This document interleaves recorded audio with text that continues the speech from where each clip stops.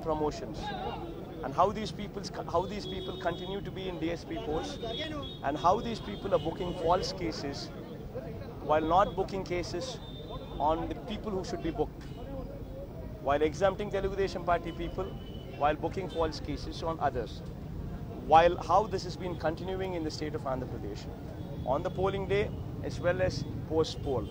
So that is one complaint what has been launched, and also we've asked the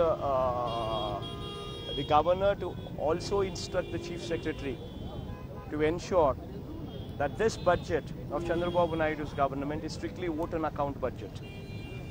And since it's a vote on account budget, the chief secretary should be instructed that Chandrababu Naidu does not give payments to his Benami contractors, to his Benamis, and these kind of people, because the budget is only vote on account budget.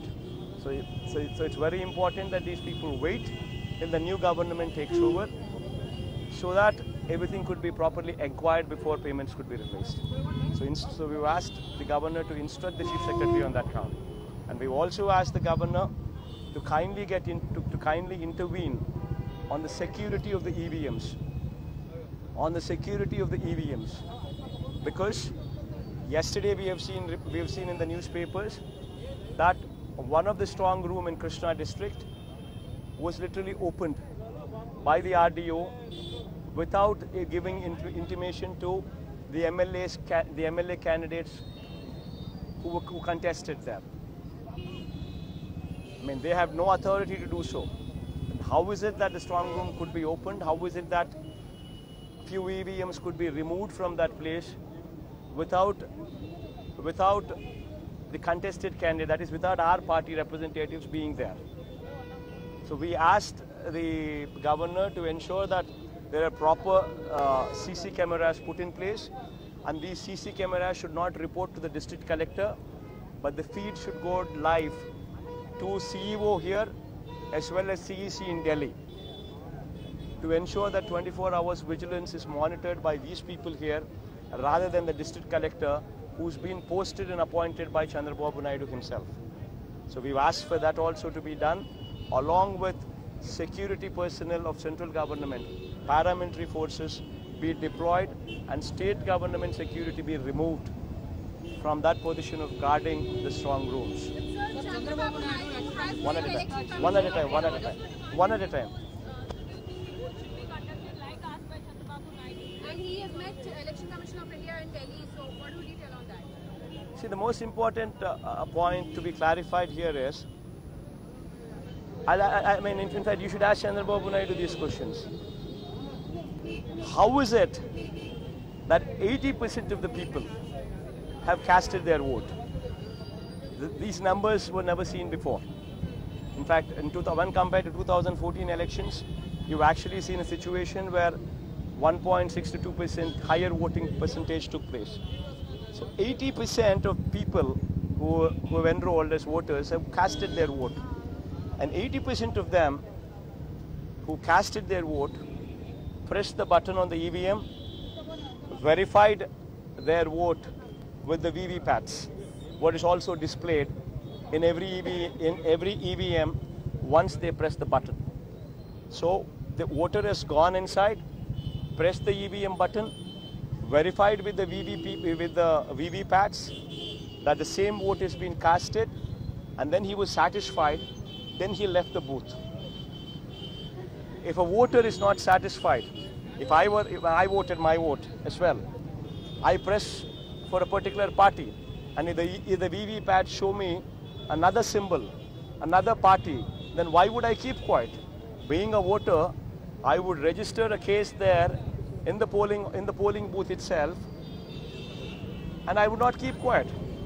But that did not happen.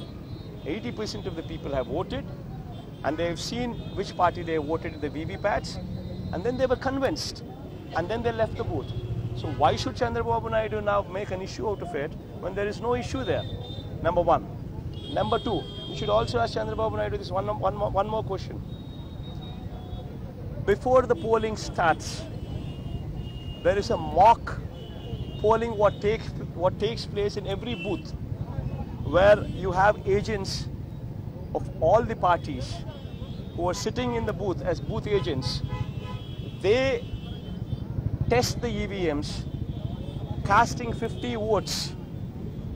So these agents cast 50 votes as mock polling in those EVMs, and then they verify the vote casted with the VVPATs, and then they sign it off, and then they sign, and only after they sign off, the general public is asked to come and vote. So how is it that the entire booth agents who've been in the booths, in the polling booths, have signed off that the EVMs are functioning well, have signed literally in writing, and only after the mock polling, general public was asked to come and vote? Then how is it that these people have done that, have confirmed that EVMs are working well? Weren't Chandrababu Naidu's polling agents involved then? Didn't they sign? Then how is it fair that Chandrababu Naidu comes forward now and throws the buck on somebody else? And once again, you need to ask one more question to Chandrababu Naidu. The same Chandrababu Naidu was elected to power in 2014 by the same EVMs. How is it that Chandrababu Naidu, when he won the election through EVMs, he found the EVMs working well? And today now he sees the popular sentiment of the people against him, and he recognizes that there's going to be a landslide. So now he tries to throw the buck on somebody else. And in 2014, he won the elections through the same EVMs. And in the Nandyal by-election, what took place in 2016 or 17 in Nandyal by-election, one particular by-election took place where he won that by-election seat by more than 30,000 votes or so, but the same EVM. And it was fair because he won the seat. It was fair. And how is it that Chandrababu Naidu is also aware of the fact that just before the general elections, BJP government lost Rajasthan, Madhya Pradesh, Chhattisgarh and also Karnataka.